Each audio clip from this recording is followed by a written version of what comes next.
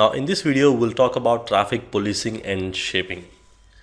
Now traffic policing is a method of limiting the number of packets rate, and we can define the upper limit of the packet rate, and once it reaches that limit, whatever the exceeding traffic, we can either drop the traffic, or we can send the traffic, or we can mark that particular excess traffic with some low priority marking, something like that. Now policing is a method which is where we are going to define the rate limit, and if it exceeds, probably we either can drop the traffic or we can do the remarking of that particular traffic. And the shaping is slightly different from the policing, whereas we can define a limit and anything exceeding will be stored in the buffer rather than getting dropped.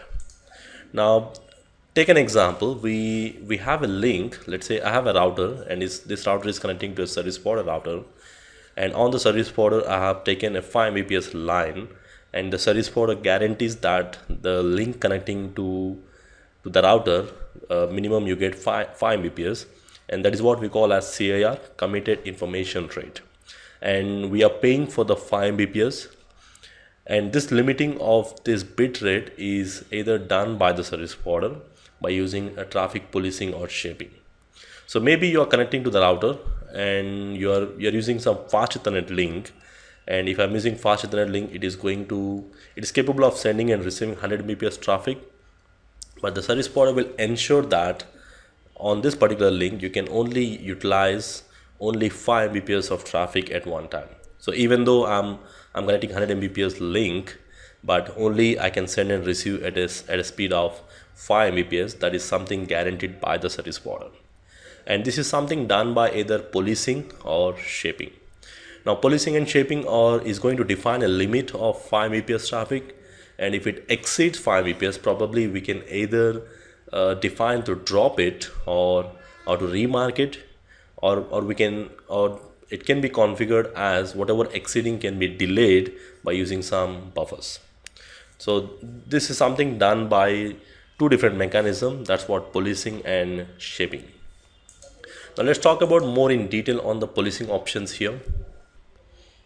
Now the policing is a method of limiting the packet, where we can define the maximum upper limit of that particular packet. Anything exceeding that will be automatically dropped. And what traffic policing is going to do is it is going to measure the byte rate of the arriving packets, and it's going to see whether, if it is, let's say the committed information rate is 5 Mbps, and if it exceeds the 5 Mbps, either we can define the parameters to allow the packet exceeding that, or that's what we can say confirm transmit. Now there is something called confirm transmit. If it is less than 5 Mbps, I can simply say transmit the traffic. If it exceeds 5 Mbps, probably I can define a policy to drop the traffic, or even we can define, instead of dropping, we can simply say anything exceeding above 5 Mbps should be sent with a lower precedence values, or lower preferred marking like 0 or 1, or it should be treated as a normal traffic than a priority traffic. Now we can define some 3 options like confirming. Confirming is something, when we define 5 Mbps, if it is within this 5 Mbps limit, it's going to allow the particular traffic to forward as long as within this limit. We can define something called exceeding traffic. So exceeding is above 5 Mbps, and then we have an option of violate. Now these are 3 different options. We have something called confirming, exceeding, and violate. Now the next thing we'll talk about token bucket. Now each single token bucket refers to 1 byte. It's something we can say a single rate of transfer at one time. Now each time when a packet arrives on the policer, it is going to put some tokens in the bucket, and this bucket size, it depends upon policing configured on that particular router. Each time when a packet is policed, the policer will put some tokens into the bucket. Now that is something calculated based on the packet arrival time and the previous arrival time multiplied by policing value divided by 8. Now let's take an example. The packet arrival time is 1 second, and it's going to compare and previous arrival time. Let's say this is the first time it has arrived, and we are going to define the policing as 128 kbps. So it's going to be 128 divided by 8. Total it's going to make it as 16,000 bytes. So 128, it's 1000.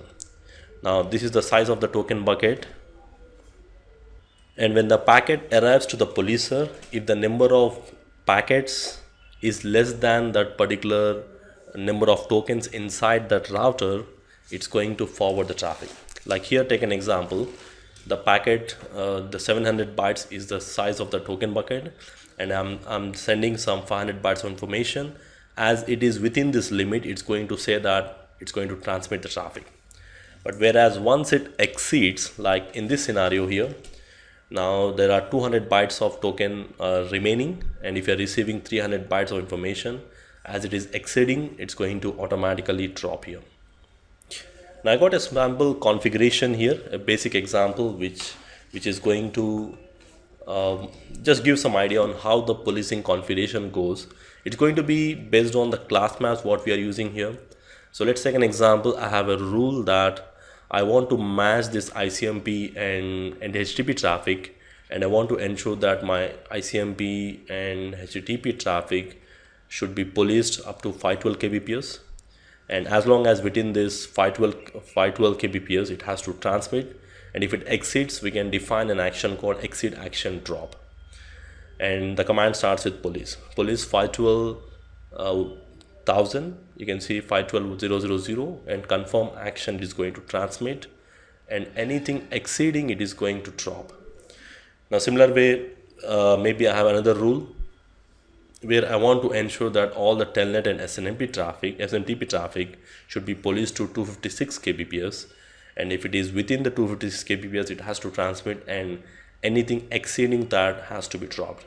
And we can apply either inbound or on the outbound of the interface again. So the configuration wise it's going to be same. The only difference is inside the policy map the command starts with police, and then you can always use the iOS help to figure out the next possible options.